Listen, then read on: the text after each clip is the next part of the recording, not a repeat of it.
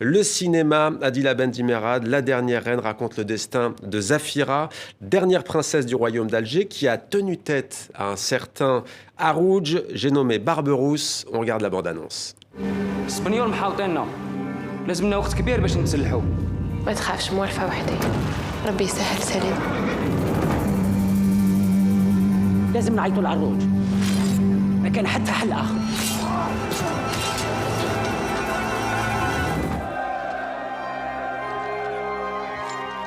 حررنا سليم. أدرك راني هنا. سليم.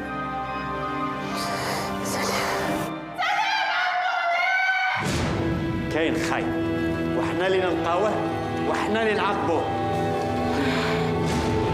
مش حاب يقتلونا لازم راح نخباو. راح نديروا العكس وليدي. مش حزوة روح. Samira ne va pas au Cameroun, Samira comme elle était en bain. Iksini tüfteki avcılarından. سفيرة لكن لا انت تمسروين الجزائر. سليم كان خويا أنا ما نقدرش خويا. إذا ماشي انت المجرم ملا القاح. أنا أمي حياة قلبي. إيه ما سمعت من هانك صنامي سيزي يكون صورة أنا معاك. عندي مولاي واحد يسمعوا كلامي.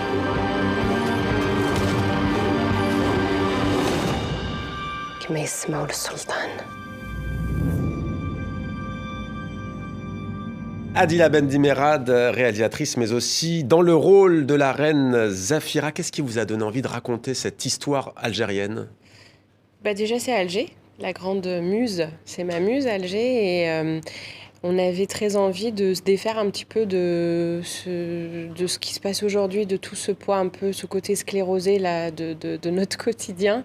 Et surtout, se défaire aussi d'un certain cinéma qui parlerait que de la période du colonialisme. Et donc, on a eu envie de partir vers une Alger qui nous plaît, une Alger qui est ambitieuse, aventurière, qui est romanesque. Et surtout, une Alger qui n'a jamais été racontée, puisqu'il n'y a jamais eu de film qui se passe à Alger au XVIe siècle dans le cinéma algérien. Et du coup, on s'est dit, et pourquoi pas ? Et en fait, c'est devenu, mais il faut absolument, c'est nécessaire. C'est nécessaire. Damien Ounouri, comment Zafira va-t-elle tenir tête à Barberousse, à Harouj ? Je ne vais pas spoiler pour pas tout, les futurs spectateurs, mais c'est que l'originalité du film est d'attaquer le film sous l'angle du féminin. Ouais. Et oui, c'est ça, je vous pose la question, montrer... parce qu'il y a la condition des femmes, parce qu'au départ, il va vouloir la séduire, et elle tient tête. Oui. On va suivre cette femme, comment elle va réagir, comment elle va se, entre guillemets, politiser, prendre conscience de l'aura populaire qu'elle gagne progressivement.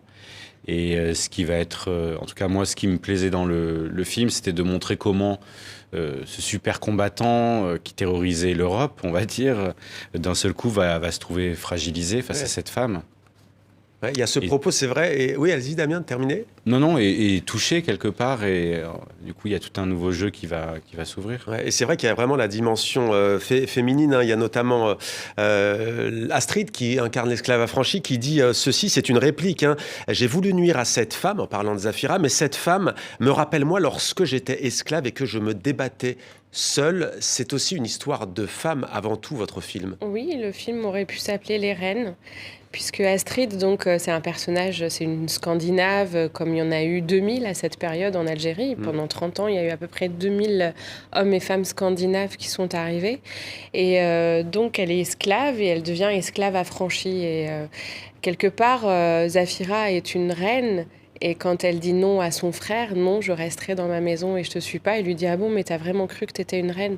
Donc ça parle aussi de la condition de la femme, c'est-à-dire que reine ou esclave, on a tout un espace qui nous est interdit, c'est celui de la politique, c'est celui de l'extérieur, ce sont des femmes qui sont dans les harems, et toute la question c'est comment elles vont trouver leur chemin, comment elles vont le façonner et comment elles vont aussi à leur tour devenir féroces et elles vont exprimer leur soif aussi. Ouais. Elle est incarnée par Nadia Terzievich, Absolument. Astrid dans ce film. Oui. Adila Bendimerad, une question aussi peut-être sur justement, puisque cette actrice, elle a appris quelques mots d'arabe pour jouer, on la voit parler en finnois, c'est une actrice franco-finlandaise, c'est bien ça? Oui.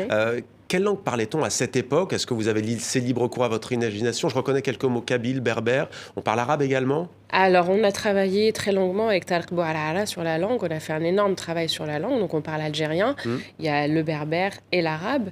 Donc, on a travaillé sur la langue, l'oral mefrouda, celle du XVIe siècle, qu'on a dans les poèmes. C'est tout à fait, on peut retrouver. Donc, on a travaillé sur cette langue et on a essayé au même temps de travailler une langue qui soit moderne pour que les Algériens puissent s'identifier. Ensuite, il y a la première reine, Chega, qui est une reine très politique.